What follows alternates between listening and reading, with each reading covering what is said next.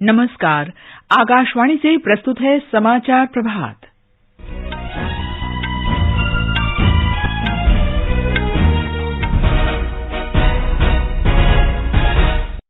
रक्षा मंत्रालय ने देश में रक्षा क्षमताओं को मजबूती देने के लिए लगभग 5,400 करोड़ रुपए के 3 अनुबंधों पर हस्ताक्षर किए। पहले G20 आपदा जोखिम न्यूनीकरण कार्य समूह की बैठक आज गांधीनगर में शुरू होगी। G20 शेरपा की दूसरी बैठक केरल में। सरकार ने प्रमुख दालों के आयातकों से पारदर्शी तरीके से नियमित आधार पर दालों के भंडार की जानकारी देने को कहा। केंद्रीय मंत्री अमित शाह और मनसुख मांडविया आज उत्तराखंड के 2 दिवसीय दौरे पर जाएंगे और रामनवमी देश के कई हिस्सों में धार्मिक श्रद्धा और उल्लास के साथ मनाई जा रही है।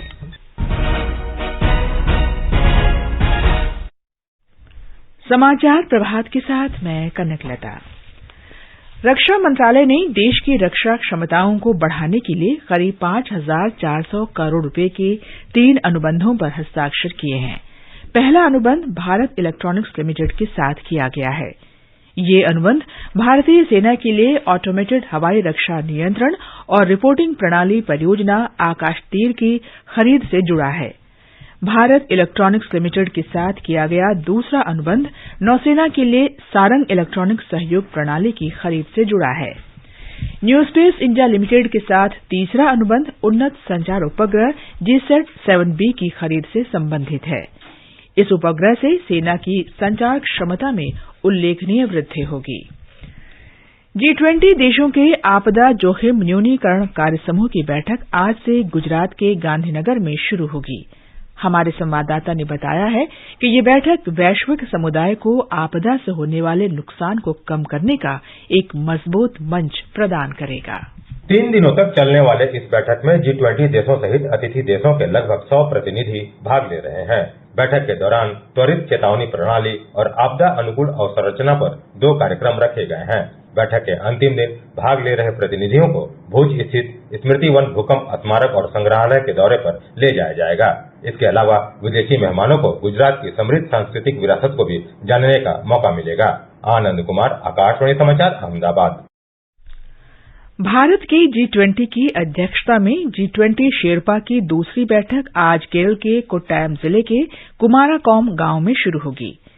G20 सदस्य राष्ट्रों के 120 से अधिक शिष्टमंडल, 9 आमंत्रित देशों के प्रतिनिधि और विभिन्न अंतर्राष्ट्रीय तथा क्षेत्रीय संगठन भारत के G20 के शेरपा अमिताभ कांत की अध्यक्षता में इस 4 दिवसीय बैठक में भागीदारी करेंगे।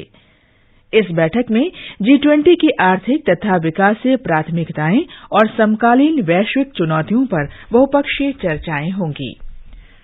वाणिज्य और उद्योग मंत्री पीयूष गोयल आज मुंबई में G20 की व्यापार और निवेश कार्य समूह की पहली बैठक के समापन सत्र को संबोधित करेंगे। कार्य समूह के प्रतिनिधियों ने कल एक सांस्कृतिक कार्यक्रम में भाग लिया।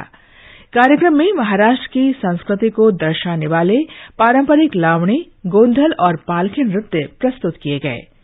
केंद्रीय मंत्री पीयूष गोयल, महाराष्ट्र के राज्यपाल रमेश बैस, वाणिज्य सचिव सुनील बर्थवाल और अन्य लोग भी कार्यक्रम में शामिल हुए। एक रिपोर्ट।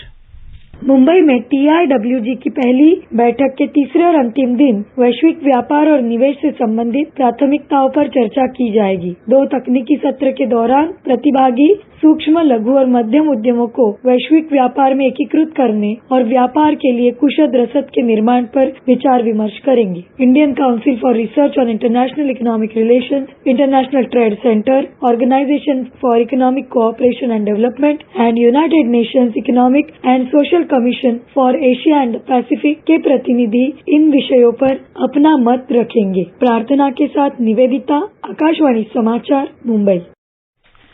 कर्नाटक विधानसभा चुनाव के लिए मतदान एक ही चरण में 10 मई को कराया जाएगा। मतगणना 13 मई को होगी। 224 सदस्यों वाली राज्य विधानसभा का कार्यकाल 24 मई को समाप्त हो रहा है। नई दिल्ली में संवाददाता सम्मेलन में मुख्य निर्वाचन आयुक्त राजीव कुमार ने बताया कि आयोग स्वतंत्र और निष्पक्ष चुनाव कराने के लिए प्रतिबद्ध है। Notification would be issued on 13th of April. Last date of making nominations would be 20th of April. Date of scrutiny would be 21st April 2023. After that, the withdrawal of the candidature can be up to 24th of April. The polling will take place on 10th of 5 in single phase and day of counting would be 13th of May. ये समाचार आकाशवाणी से प्रसारित किए जा रहे हैं। महज अन्नदाता कहने से काम नहीं बनता है। ऐ किसान, तुझे पूरे देश का प्रणाम तो बनता है। धानुका, इंडिया का प्रणाम हर किसान के नाम। सर, आपका केवाईसी अपडेट करना है, नहीं तो अकाउंट और एटीएम कार्ड ब्लॉक हो जाएगा। सावधान सावधान, 2.5 करोड़ का इनाम मुझे। देखिए, अनजाने कॉल्स, फर्जी ईमेल्स, लिंक्स और जाली ऐप से अपना पिन, ओटीपी, पासवर्ड कभी भी किसी के साथ शेयर न करें। आप रहेंगे सावधान तो नहीं होगा नुकसान। आरबीआई कहता है, जानकार बनिए, सतर्क रहिए।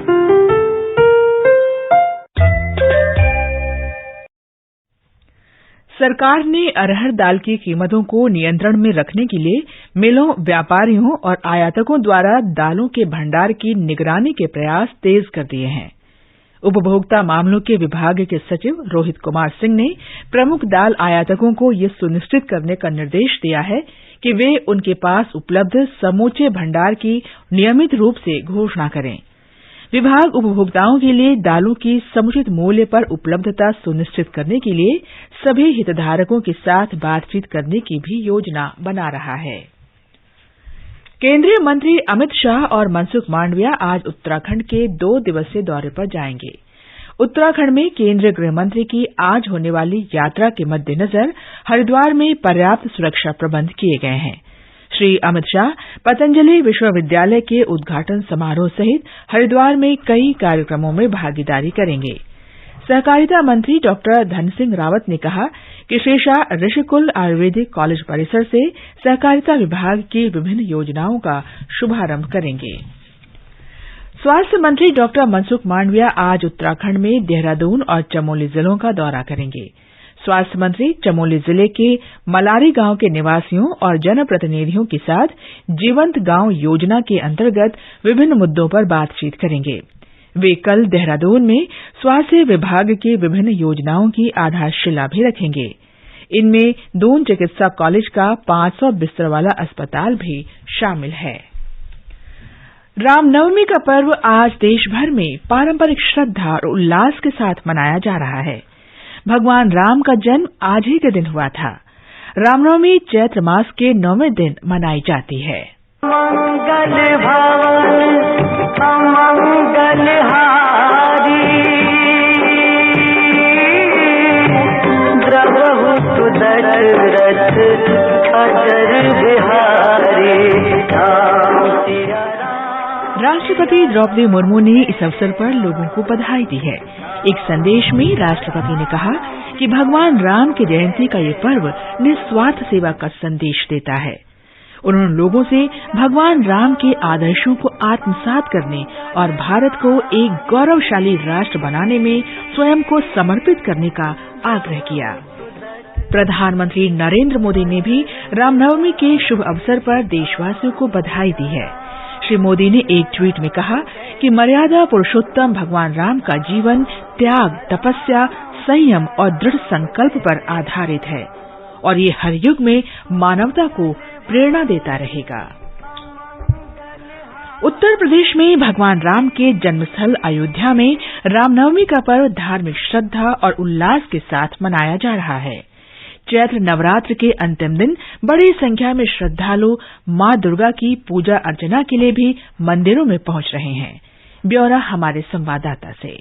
प्रभु श्री राम के जन्मोत्सव के पर्व रामनवमी के अवसर पर देश भर से बड़ी संख्या में श्रद्धालु राम की नगरी अयोध्या पहुंच रहे हैं। सरयू नदी के घाट पर भक्तों के स्नान का सिलसिला भोर से ही शुरू हो गया था। नवापारायण और रामचरितमानस का पाठ अनवरत जारी है। यहाँ दोपहर 12 बजे सभी प्रमुख मंदिरों में भगवान राम का जन्मोत्सव मनाया जाएगा। राम जन्मभूमि स्थित रामलला विराजमान मंदिर के पट भी कल शाम भव्य आरती के बाद बंद कर दिए गए, जो आज दोपहर प्रभु राम के जन्म के साथ खुलेंगे और भव्य तरीके से राम जन्मोत्सव मनाया जाएगा। मुख्यमंत्री योगी आदित्यनाथ, जो गोरखनाथ पीठ के महंत भी हैं, कल शाम ही गोरखपुर पहुंच चुके हैं। सुशील चंद्र तिवारी, आकाशवाणी समाचार, लखनऊ। आकाशवाणी प्रधानमंत्री के मन की बात कार्यक्रम पर आधारित चुनिंदा संबोधनों की विशेष श्रृंखला प्रसारित कर रहा है। आइए अब सुनते हैं इस विशेष श्रृंखला की 30वीं कड़ी, जिसमें प्रधानमंत्री मानवीय गुण बता रहे हैं।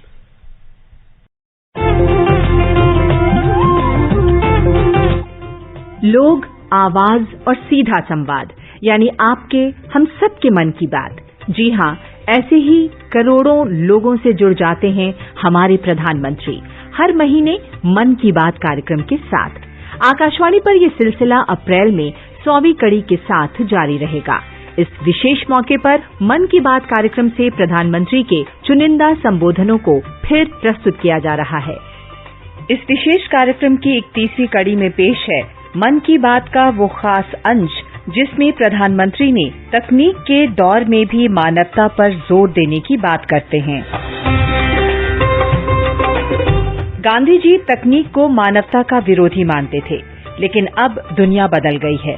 तकनीक बिना दुनिया की अब कल्पना भी नहीं की जा सकती, लेकिन इसका ये भी मतलब नहीं कि मानवीय गुणों को छोड़ दिया जाए। मानवीय गुण और सरोकारों के बिना तो जिंदगी का कोई मतलब नहीं रह जाता। शायद यही वजह है कि प्रधानमंत्री ने 30 अप्रैल 2017 को मन की बात में लोगों से मानवीय सरोकारों से जुड़े रहने की अपील की। दोस्तों, जीवन में बहुत कुछ बनने के सपने अच्छी बात है, कुछ कर गुजरने के इरादे अच्छी बात है और करना भी चाहिए, लेकिन ये भी देखिए कि अपने भीतर जो ह्यूमन एलिमेंट है वो तो कहीं कुंठित नहीं हो रहा है। हम मानवीय गुणों से कहीं दूर तो नहीं चले जा रहे हैं। स्किल डेवलपमेंट में इस पहलू पर थोड़ा बल दिया जा सकता है क्या? टेक्नोलॉजी से दूर खुद के साथ समय गुजारने का प्रयास। संगीत का कोई वाद्य सीख रहे हैं, कोई नई भाषा के 5-50 वाक्य सीख रहे हैं।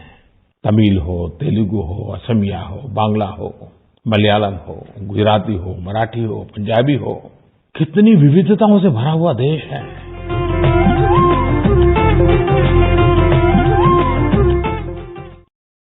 ये समाचार हमारी वेबसाइट newsonir.gov.in/hindi पर भी उपलब्ध हैं। और अब समाचार पत्रों की सुर्खियों के साथ हैं निखिल कुमार। धन्यवाद कनक। कर्नाटक विधानसभा चुनाव 10 मई को कराए जाने का समाचार नवभारत टाइम्स, देशबंधु, जनसत्ता और हिंदुस्तान सहित अनेक अखबारों के पहले पन्ने पर है। राजस्थान पत्रिका की टिप्पणी है, दक्षिण से मिलेंगे कई उत्तर। हरिभूमि ने प्रधानमंत्री का बयान दिया है, लोकतंत्र की जननी है भारत, वैश्विक चुनौतियों के बाद भी तेजी से बढ़ती हुई देश की अर्थव्यवस्था। सेबी के पास जमा सहारा के पैसों से निवेशकों को लौटाई जाएगी रकम, राष्ट्रीय सहारा की पहली खबर है। जस्टिस आर सुभाष रेड्डी की निगरानी में होगा 9 महीने के भीतर भुगतान।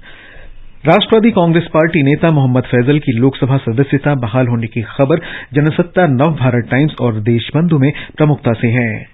जयपुर सीरियल ब्लास्ट के 4 दोषियों की फांसी की सजा रद्द होने पर जनसत्ता लिखता है, राजस्थान हाईकोर्ट ने निचली अदालत का फैसला पलटा। हिंदुस्तान ने दिल्ली में दुकानों की सील हटाने के प्रस्ताव को मंजूरी मिलने पर लिखा है, संपत्ति मालिकों को नोटिस नहीं भेजेगा नगर निगम। लोक सत्य ने 9 दिन में 3 गुना कोरोना केस बढ़ने की जानकारी सबसे ऊपर बॉक्स में दी है। कूनो में नामीबिया से आई मादा चीता सियाया के 4 बच्चों के जन्म पर राजस्थान पत्रिका ने लिखा है, कूनो में किलकारी। हरिभूमि लिखता है, जन्म लेने वाले ये चारों शावक अब भारतीय चीते कहलाएंगे। अंत में मुख्य समाचार एक बार फिर। रक्षा मंत्रालय ने देश में रक्षा क्षमताओं को मजबूती देने के लिए लगभग 5,400 करोड़ रुपए के 3 अनुबंधों पर हस्ताक्षर किए। पहले G20 आपदा जोखिम न्यूनीकरण कार्य समूह की बैठक आज गांधीनगर में शुरू होगी। G20 शेरपा की दूसरी बैठक भी आज केरल में। केंद्रीय मंत्री अमित शाह और मनसुख मांडविया आज उत्तराखंड के 2 दिवसीय दौरे पर जाएंगे और रामनवमी देश के कई हिस्सों में धार्मिक श्रद्धा और उल्लास के साथ मनाई जा रही है।